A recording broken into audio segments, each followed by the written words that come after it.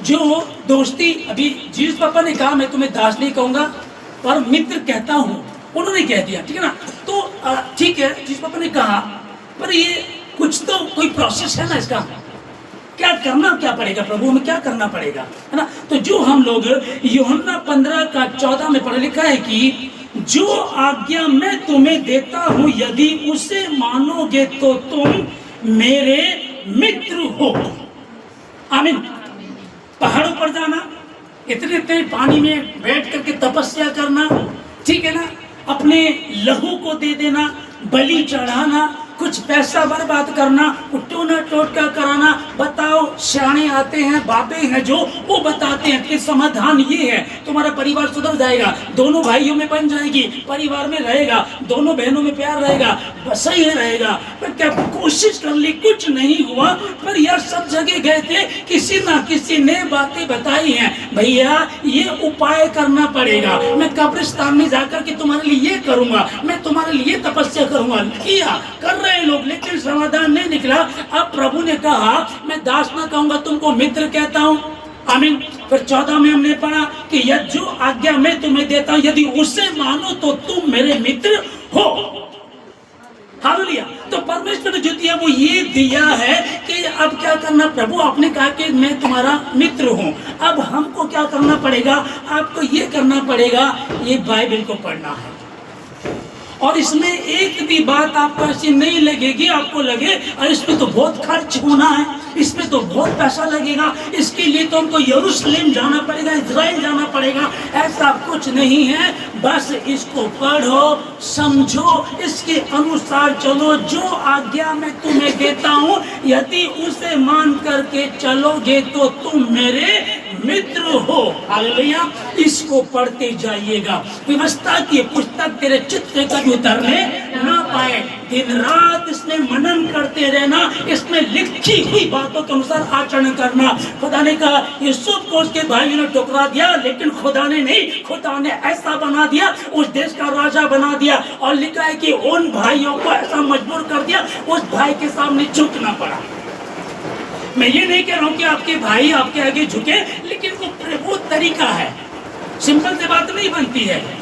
याकूब ने अपने भाई को धोखा दिया, बाद में जब पश्चाताप किया, उसके समझ में आया अब्राहम, इजहाक मेरे बाप का, मेरे दादा का परमेश्वर ही है जो मुझे बचा सकता है, वरना आज मैं खत्म हो जाऊंगा। वो प्रार्थना करने लगा, घुटनों पर बैठ के सारी रात प्रार्थना करता रहा। और सुबह स्वर्गदूत ने कहा मुझे जाने दे।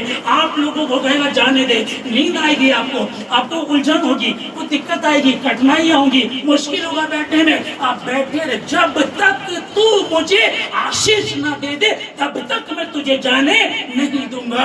आज से तेरा नाम धोखेबाज नहीं, आशीष होगा। हालेलुया। आज से तेरा नाम कब होगा, जब उसके समय घुटनों पर बैठ के उड़ाव पुत्र ने वहां पश्चाताप किया। जब सुअर खा रहे थे जिन फलियों को, उनको खाने लगा। मेरे दोस्तों को मैंने चिकन खिलाया, बेस्ट खाना खिलाया, 5 स्टार में खिलाया, घुमाया फिराया, सारा कुछ पैसा बर्बाद कर दिया। कोई मेरा दोस्त नहीं रहा, किसी ने मेरे साथ संगति नहीं की, किसी ने मेरे दुख में मेरा साथ नहीं दिया। अब मैं क्या करूं, अब मैं अपने पिता के पास जाऊंगा और कहूंगा पिताजी मैंने स्वर्ग के परमेश्वर के विरोध में और आपकी दृष्टि में पाप किया है। अब मैं आपका पुत्र कहलाने लायक नहीं रहा, मुझे एक मित्र बना, मुझे अपना एक नौकर बना करके रख लीजिएगा। इससे बड़ा प्रेम और किसी का नहीं। हालेलुया। पिता ने गले लगाया, बाप बेटा दोनों दोस्त। बड़ी वाला चिढ़ने लगा, उसने कहा चुप हो जा, तेरा सब कुछ है, ये आया है। फिर उसको बाहर करके दिया। आमीन। ये क्या ही सुहावनी और मनोहर बात है कि भाई लोग आपस में मिले रहे। अगर भाई भाई आपस में मिले रहे, मैं बता रहा हूं कोई आपका दुश्मन नहीं हो सकता। डरते लोग, पर भाई भाई में फूट है ना, अरे छोटे वाला बड़े से इनकी बनती नहीं है। तो कोई भी ना अलग लकड़ी को कोई भी तोड़ देता है, और इकट्ठी लकड़ी को, एकता को यदि दो लोग आपस में सहमत ना हो तो वो ज्यादा देर तक साथ चल नहीं सकते। हालेलुया। तो जो बाइबल में भी बता रहे, जो बाइबल के वचन को पढ़िए, आपने समझ लिया। हालेलुया। योनाथन की कहानी को आपने जान लिया। नीति वचन 17 का 17 में मित्र सब समयों में प्रेम रखता है और विपत्ति के दिन भाई बन जाता है। और नीति वचन 18 का 24 में मित्रों के बढ़ने से तो नाश होता है। मेरे 10 दोस्त हैं, अरे फेसबुक पे मेरे 500 दोस्त हैं, जब जरूरत पड़ी तो एक भी काम नहीं आया। बहुत दोस्तों के बढ़ने से तो नाश होता है, पर ऐसा मित्र होता है जो विपदा के समय में आपसे अधिक मिला रहता है। हालेलुया। नीति वचन 17 में जैसे लोहा लोहे को चमका देता, वैसे ही मनुष्य का मुख अपने मित्र की संगति से चमकदार हो जाता। बहुत कम दोस्त आपको ऐसे मिलेंगे। हैं दुनिया में अच्छे लोग हैं, आप कोई धर्मी हैं, कोई ईमान का पक्का है, जान दे देते हैं। जब जो हमने पढ़ा अमेरिका में 1935 का जो पहले पढ़ा, अपने मित्र, वो तो मर ही गया, तू क्या करेगा, तो अपनी जिंदगी को जी, लेकिन वो भी मर गया। ऐसे भी है। तो भी मैं क्या कहना चाहता हूँ, अगर आप मसीह में हैं, आप मित्र को नहीं ढूंढेंगे, आपका बेस्ट मित्र यीशु मसीह है, वो फिर सब कुछ ठीक कर देगा। हालेलुया। वो मुझे और आपको धनी बनाने के लिए निर्धन बन गया, आसमान को छोड़ करके जमीन पर आया, मेरी और आपकी बरकत और आशीषों के लिए। उसकी दाढ़ी नोची गई, उसके मुंह पर थूका गया, उसके थप्पड़ मारे गए, उसे गाली दी गई, पर वो मुझे और आपको आशीष देने के लिए चुप रहा। मुझे और आपको आशीष देने के लिए चुप रहा।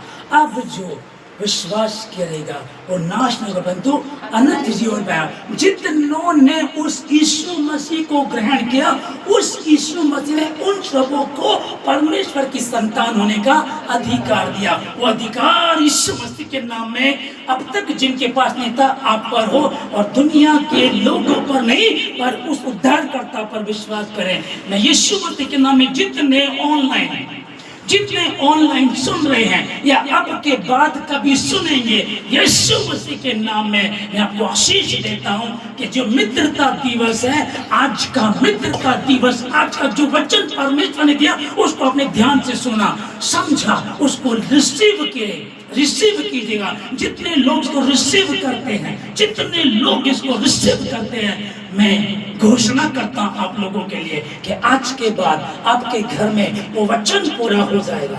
तेरे घर के भीतर तेरे बच्चे जलपाई के पौधे, तेरे घर के भीतर मेज के चारों ओर तेरे बच्चे जलपाई के पौधे से होंगे। क्या ही सुहावनी बात है कि सुहावनी बात और मनोहर बात है कि भाई लोग आपस में, बहन लोग, परिवार के लोग आपस में मिलकर करें। तुम पृथ्वी का नमक हो, तुम जगत की ज्योति हो।